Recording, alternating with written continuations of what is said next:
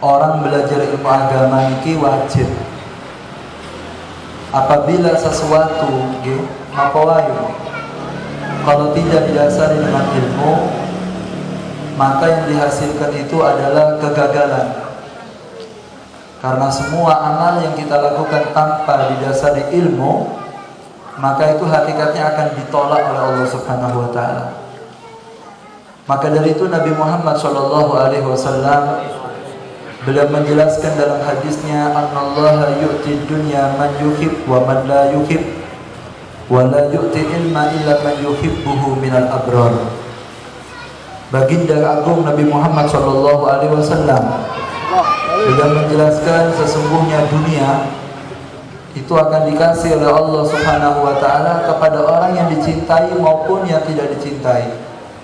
Kadang urusan pecis, uang, jabatan, itu walaupun orang tidak sembahyang tetap dikasih, walaupun dia tidak ibadah tetap dikasih sama Allah.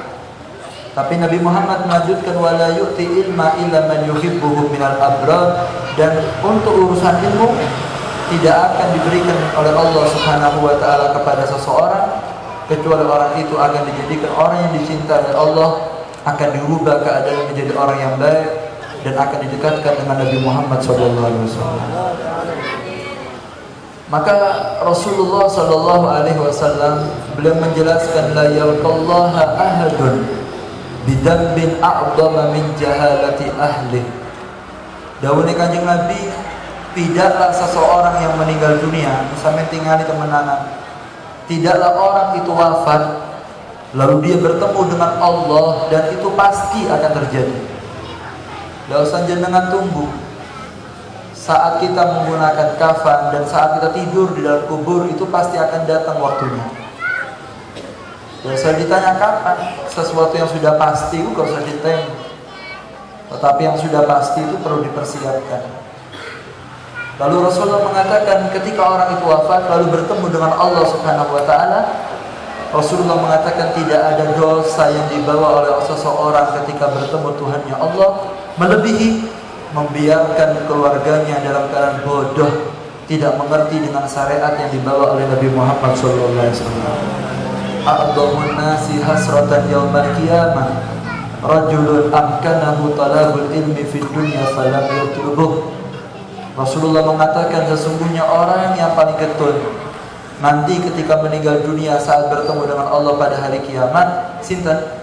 Mereka lah keluarga yang dulu bisa mencari ilmu, mereka lah orang yang bisa belajar ilmu agama, pengajiannya ono, ustadznya masih hidup, kiainya masih ada, rutinannya ada, tetapi gak belum berangkat.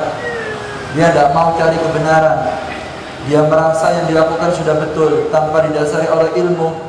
Apa kata Rasulullah? Orang yang seperti ini nanti ketika meninggal dunia akan menjadi keluarga yang paling menyesal ketika bertemu dengan Allah Subhanahu. Maka para ulama mengatakan al-jahlu narun lidinin mar'i yuhrikuh wal ma'u litilkan nari yudfiha.